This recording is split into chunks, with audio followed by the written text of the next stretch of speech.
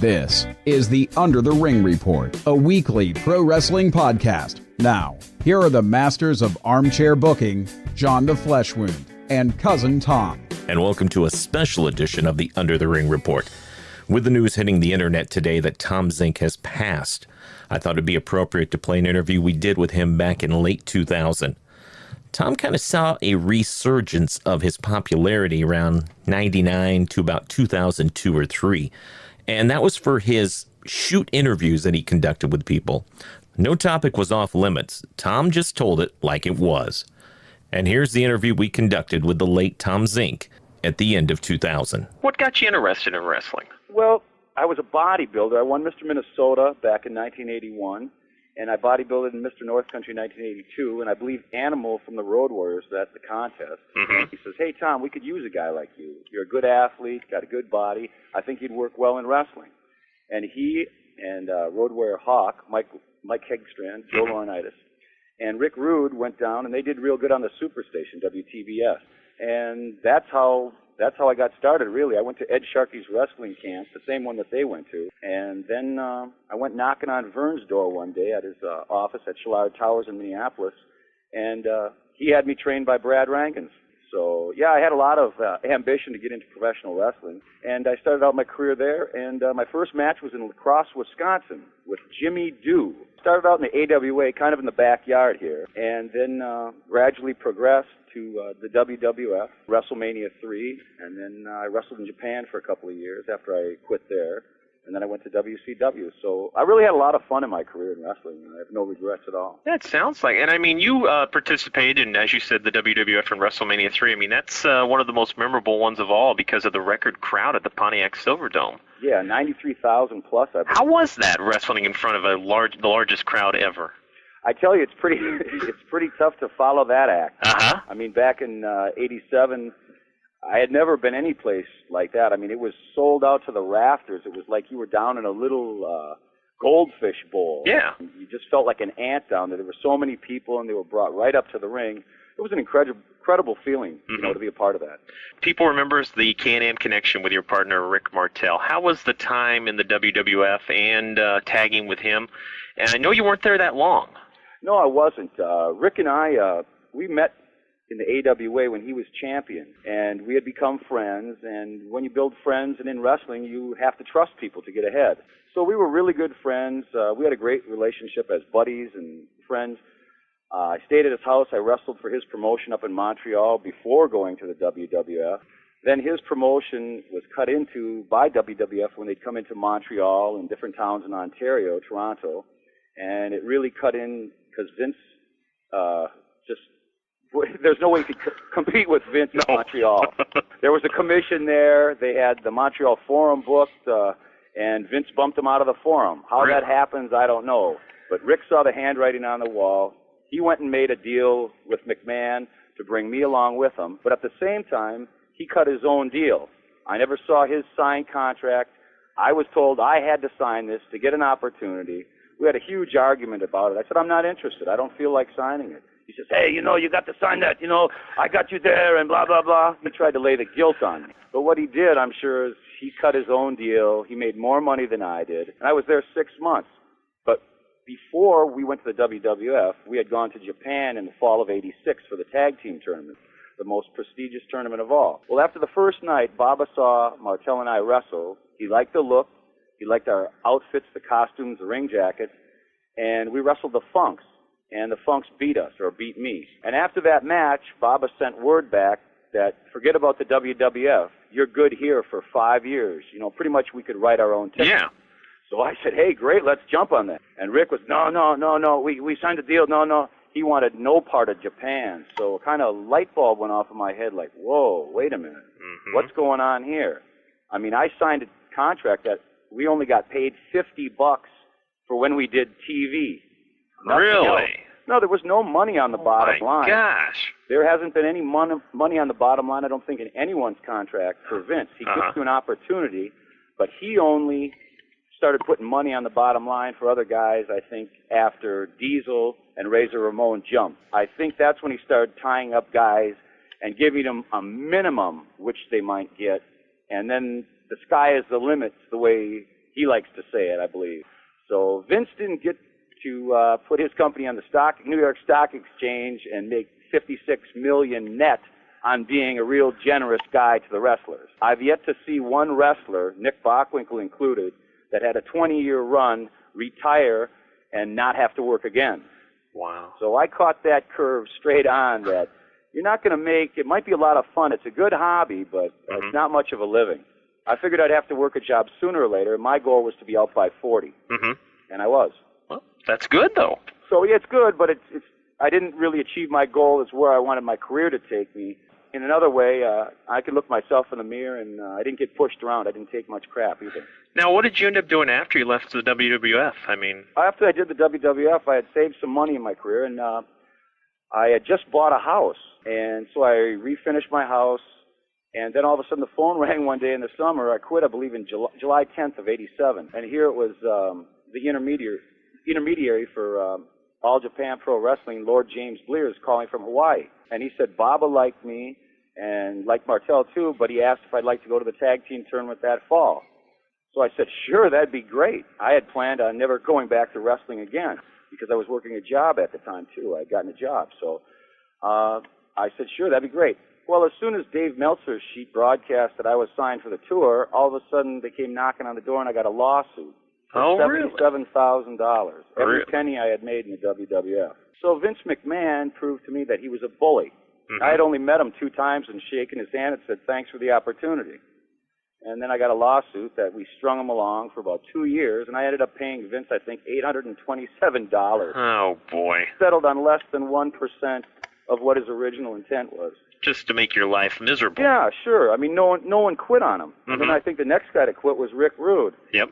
And then I think he got choked by nails, and I think there was something going on there with his payoffs and whatever. But the Minnesota boys, they don't take too much. They stick up for themselves, and a lot of guys are real wishy-washy, and they are just happy to be on TV. But it's a business. Business is money, and if they don't want to talk money, they don't want to do much business, I guess. Well, I mean, if you guys just sit back, they're going to take advantage of you no matter what, because that's what they're wanting. Of course, and promoters have done that for years. I mean, they ran roughshod on guys. Bill Watts ran roughshod. Yes. Ole Anderson ran roughshod on guys. Turner was the best thing to happen to wrestling. It's legitimate. You've got a place to air your gripes, but with what they've done to Turner's company, I couldn't say that they've really given Ted Turner a fair shake with what they've done either. Well, and I mean, you've had a chance to work with Anderson and Watts, too. Oh, yeah. Maybe give people a little insight of how it was to work there, and if you weren't one of the boys, what happened? Yeah, well, they talk out of both sides of their mouth. They say, don't talk to the kayfabe sheets or Meltzer sheet or Wade Keller or, you protect the business. Well, hell, they're talking to them themselves. Bill Watts admitted it. He came into the locker room one time and said, there's a rat among us. And I'm thinking, boy, this guy has a lot of nerve. Anyone that's believing him, I mean, do as they say, not as I do. I mean, they have the biggest double standards and keeping the boys down. When I was down there in WCW, they split Brian Pillman and myself up. That was a great team. We were getting over very well. And Ole wanted to bring in Robert Gibson and Ricky Morton, who had their run, but they would work cheap. Yeah. They were just happy to be there. And they didn't like the fact that I had a contract for $156,000 a year, and Pillman had just re-signed a deal when Watts had come in for like $325 plus bonuses. So Watts figured he could break the boys' back and their attitude by, they gave Pillman a hard time, they gave me a hard time. They figured, well, if we can't break them, we'll beat them until they quit. Well, listen, little did they know, for $3,000 a week, I'd have ran the floor scrubber or pushed the broom down at CNN Center. I never got paid like that for Vince McMahon or anyone in my life. I mean, I'm not going to look a gift horse in the mouth. Come on. Well, I think for that amount of money, you can put up with a little bit. I mean, what the heck? Sure. They could beat me, and they did. They beat me like a rented mule, and I could care less. They just couldn't get under my skin. They're kind of dummies. They try to manipulate, but they figured I had an ego involved in wrestling. I did jobs when I started. It didn't matter. It just paid good. I was a team player, and I did what I had to do and what they told me to do and just followed my contract. I knew if I gave them any shit, they could cut me. Yep. So I didn't. Well, I played the game. John, I think you and I both know, for being wrestling fans and watching, Look what's happened to WCW now. There is no clean finishes. There's a lot of run-ins. Guys won't do jobs. Their egos have gotten out of control, the Millionaires Club. I mean, it doesn't matter. People know. They've come out and said it's entertainment. Look what they did with the belt. David Arquette. I mean, what do you think? Harley Race, he's running a camp now. I mean, what do you think of Lou Thez? All these guys that fought for the business, Dynamite Kid's in a wheelchair. I mean, anyone that was in the ring, everything that we did to protect the business and keep it going, they have just thrown away. I mean, because of Bischoff and Dallas Page want a job in Hollywood someday. Yeah. So they put him over as the champion. And then it's like Ric Flair, they give the belt back. It's like Ric Flair's the bishop. They give it back to the bishop to cleanse the belt, and then the belt can be on its way now. But it went back to Ric Flair for the 15 times, and he had to run down the story for 2 or 3 weeks to undo the damage that had been done to it. You know, Isn't that the way it works? My goodness. Well, at least that's the way they think it works. Well, it's kind of interesting. You know, and I mean, as a fan, you know, a true, pure fan of wrestling, I think you have to be real sad about what's going on. It's a real sad state of affairs. And how they lost $17 million in '99 when wrestling's hotter than ever. I mean, doesn't anyone at Turner, it's like, hello, what's going on? Don't you know?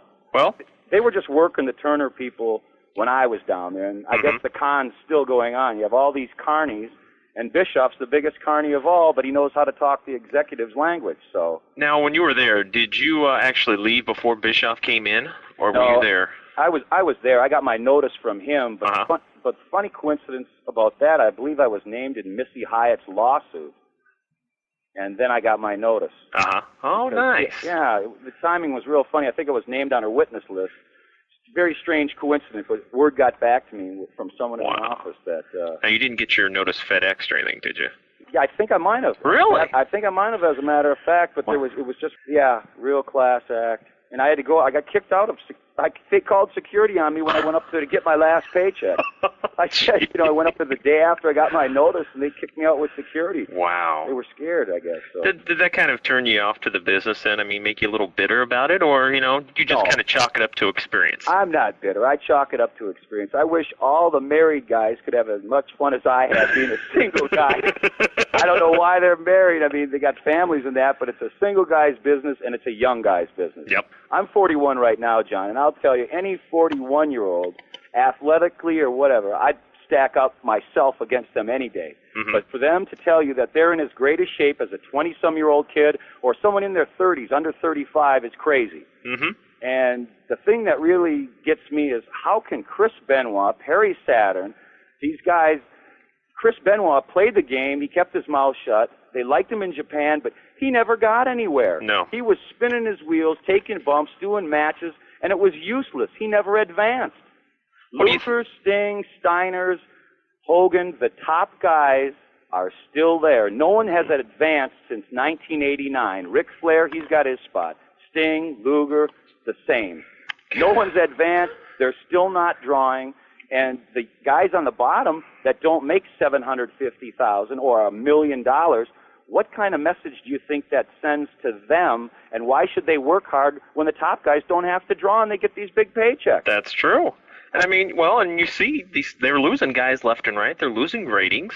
And it's all because, we're going to keep pushing this dead horse and beat him. I mean, how many years can you trot Hogan out in a new gimmick and hope he brings ratings in? Exactly. But shouldn't a light go off, or isn't that like, hello, isn't that their wake-up call, or is everyone blind, or they just don't care, I guess, about wrestling down at Turner? Well, I mean, if you get a big corporation and they're not keeping that much of an eye on them, I mean, I guess they don't care. Well, there's a lot of money to be made in wrestling. Yep. When you write the storylines, you've got control of the finishes.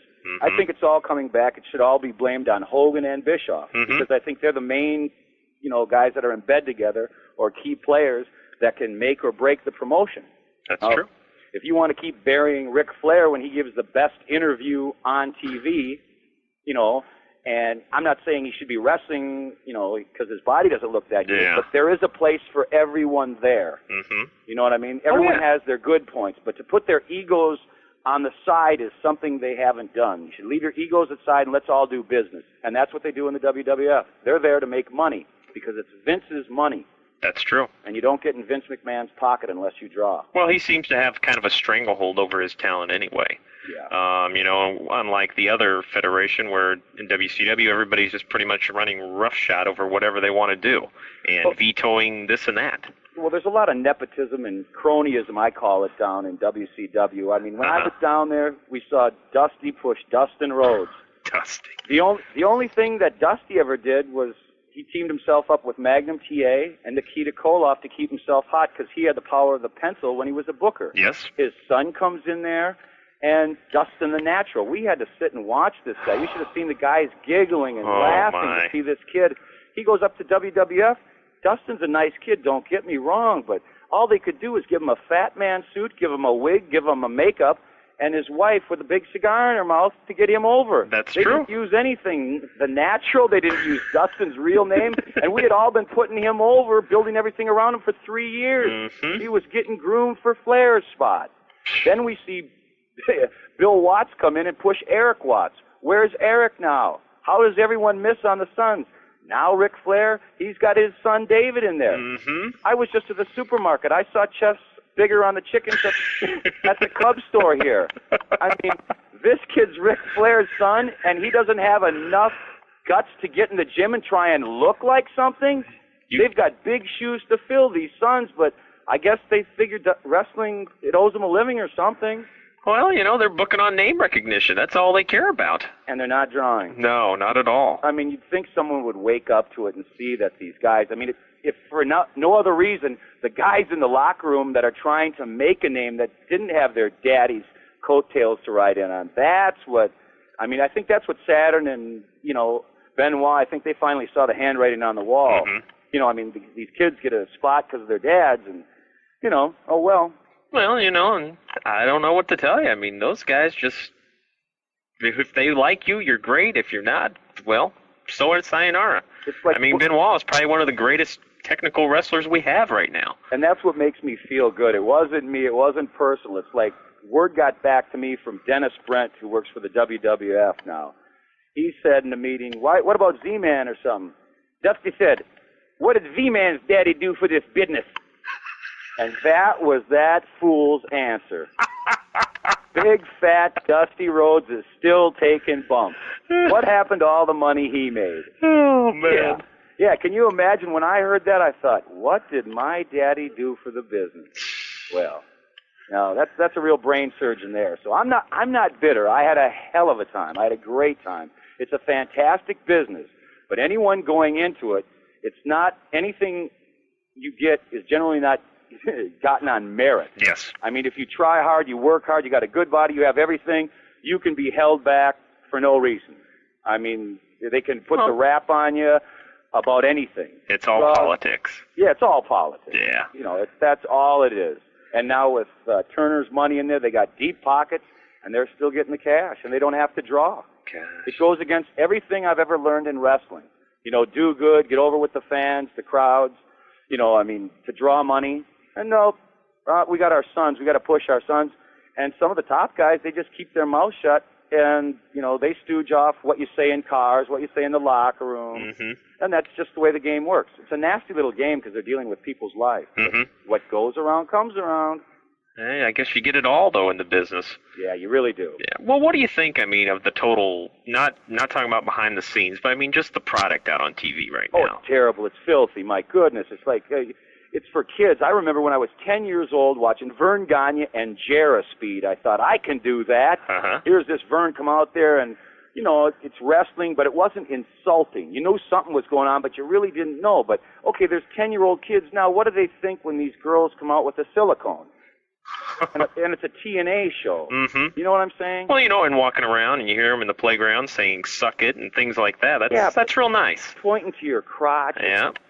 Guys that I work with, they say their sons and stuff, they're doing it in school. And I talked to one guy that substitute teaches, and he said they just go nuts with this stuff. And they're saying, suck it, and this. And I'm going, what? So it really sends the wrong message, I think. And I think as parents, and when you're older, you should be responsible.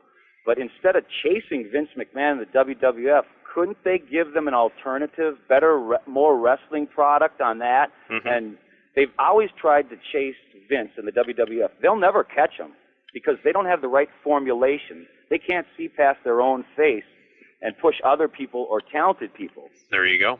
And until they do that, they won't catch Vince. They never have been able to. No. But they should give him a better product or more wrestling. Give him an alternative to choose from and let the people decide. You know what I'm saying? I know exactly what you're saying. Just go turn the channel or you can watch it. But them chasing him and trying to tweak it with different things, it's not working. Well, I mean, you've got guys like Vince Russo and Bischoff who both, that's their main goal in life, is to beat Vince McMahon. When you put your own agenda ahead of the company, I mean, it's not going to work out. Exactly. I feel real strongly about it, but what can you do? Now, as we look back over your career and stuff, who would you say are probably some of the greats you've met or some of the great wrestlers you've wrestled? And maybe talk about a few that you really look up to. I know Dynamite Kid is one that you really look up to.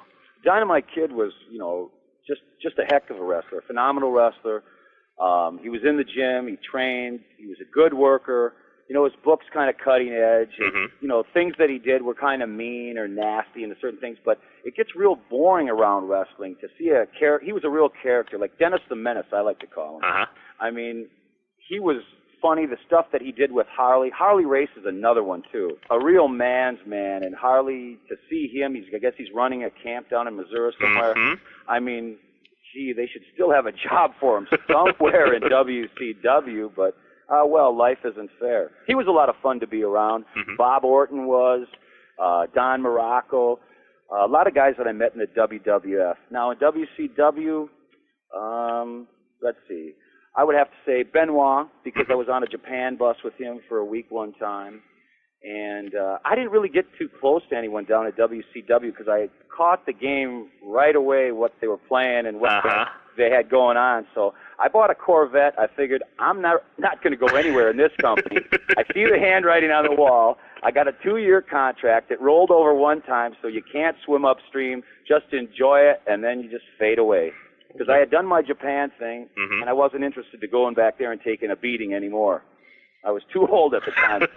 35 wasn't like 27 or 28 to go over there and take bumps like that all the time. Oh, yeah. That's a way to make a living.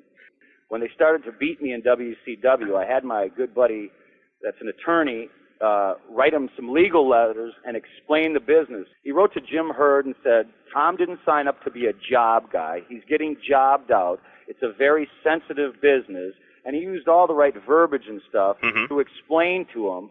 And then I've got the letters back from Ginger McRae from Turner, how they weren't going to let me go. I gave him an option. I wasn't signed up to be a job guy. I was supposed to be one of the top guys with Pillman, Luger, Sting, and Flair, because Flair was a babyface back in '89. Yeah. And that was the deal. A man's got to keep his word, right? Yeah. That's what I thought. So they wrote back. I said, well, if you don't want to use me, that's fine. Buy me out of the contract. I'll go on my separate way. I'll go back to Japan. But no, they just wanted to, they were kind of nasty down there. And I remember Ole Anderson, when they got the legal papers, what the hell do you think you're doing? I mean, he backed off. He was the biggest babyface when the heat came on him from Jim Herd. Jim Herd threw the papers at him on his desk and says, what the hell do you think you're doing to this guy? Yeah, it was one of the fond memories I have of putting Ole in his place. Here these Ole and Dusty, I mean, they were going to beat me, really show me. Well, it's funny that all the, second generation, Ole had his kid trained down at WCW camp, and Dusty got his kid a job. Eric Watts got paid like $750 a week to go to training camp. God. Got paid to go there. Ain't that nice? I mean, what I'm saying is, what do you think the other guys are thinking in the locker room? Wait a minute, what? How fair is this? So it was always, they'd browbeat the guys, tell them they're worthless and this and that. And, it's a silly little con game, but I was pretty smart to the con. I was smartened up that in training camp by Ed Sharkey, thanks to Eddie. It's interesting. The guys I really had good matches with, like I had one with Pillman one time in Jacksonville, Florida, and it was on a pay-per-view. I had a couple of good ones with Benoit. They were never followed up on. So that's another way they can keep you in the deep freeze or not let you get your stuff over. Oh, yeah. If you have a good match with someone, it was never followed up. Pillman and I, for the light heavyweight belt, we could have done something like that. They were trying to humiliate me by the smaller guy beating me, and I was supposed to get mad and make a huff. I never sold. I never reacted. I said, yeah, that's a good finish. I said, do we have to go that long? You can beat me in 5 minutes. I don't have a problem with that. And you know as well as I do, John, they're trying to sell time on the faster. Yeah. So I would just go along with it. I wouldn't let them get to me. And they still never did, but they were just dummies. Well, what I find also unbelievable is, you only wrestled Ric Flair twice in your tenure in WCW. What was the reason, I have no idea, other than I just knew the way Ric Flair was. He liked to give you chops, so I'd turn him around and fire back on him. Uh-huh. I was wrestling a Japan style, I know, when I first signed with WCW, so I was maybe wrestling a little too stiff with Rick, but I have no idea. But I'll tell you, that son of his sure is a chip off the old block, huh? He's a natural, all right. Second generation. He's got that chop down. He's got to be proud of that boy. Oh, my goodness. Woo, Ricky, thank you, boy. Look what you sired. Woo!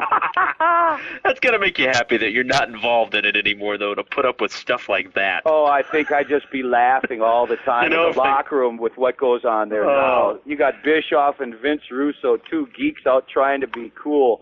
In life, you meet guys. It's like guys are running around there. It's like high school, being in high school with money. Uh-huh. That's the best way I can relate it to the wrestling fans that are listeners. You have your cliques of guys, and everyone wants to hang out with the cool guy, and some guys want to just, hang out with the big guys. Just like when I bounce, the managers would cut you slack. People come up to you, and, they want to be around big guys, just like wrestlers. And that's what Bischoff, it's so easy, like Kevin Nash and Razor Ramon. I mean, he just wanted to hang out with the cool guys. Now his guy's Hulk. So, I mean, it's funny to see what happens, or what's happened to their show. Mm-hmm. I mean, it's like the inmates are running the asylum. Do you think things will change? Huh? You think things will change? Oh, no. No. They've got, I guess in Hall and Nash's contract, they can override doing jobs. Oh, gosh. Bischoff is such a mark. He gave too much to the wrestlers. He wanted to buddy up and be their buddies, but you can't be a boss, a good boss and a good manager, and buddy up to the guys at the same time and party with them. Yep. You know what I'm saying? I know exactly. exactly. Got to draw the line somewhere. And what I can't believe is he was so naive not to have a clause on the backside of things that if you're not drawing a certain number, you don't get paid this. It's okay in good times. You pay the guys and the boys if they draw. But if they don't draw, and look what happened to Scott Hall. And all these guys, these millionaire guys have a lot of time off. I mean, getting paid, I don't care if it's half pay or whatever, but I think Bischoff should be held accountable how he, I don't think he has the checkbook anymore. No, thank goodness. Oh, I mean, he gave too much away. And a guy like Goldberg, I can relate to him. Now, what are they doing with him? I remember they beat him. Yeah. I turned on the TV because guys were asking me at work, who's this Goldberg? Who's this Goldberg?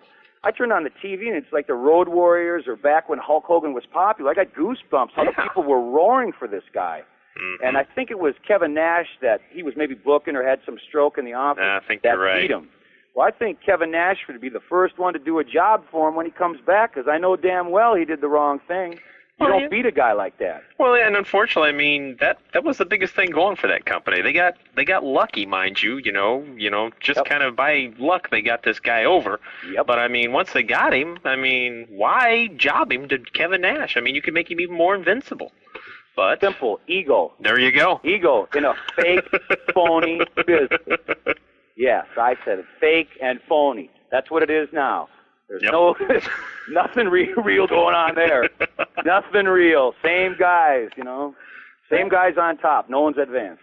All right. Well, Tom, the website, once again, tomzenk.com. And before we let you go, we want to ask you just one last question here. Sure. For all your time in the ring, what would you say is probably some of your greatest memories? My greatest memories? Yeah. Well, let's see. I know I'm putting you on the spot, but... Greatest memories were probably stuff that I was really proud of. All the work that I ever did in the WWF, night after night, it was just expected of you. You work hard. And every time that I went to the ring in the WWF, we looked buff. Me and Martel, we had really good high spots, really good timing in that.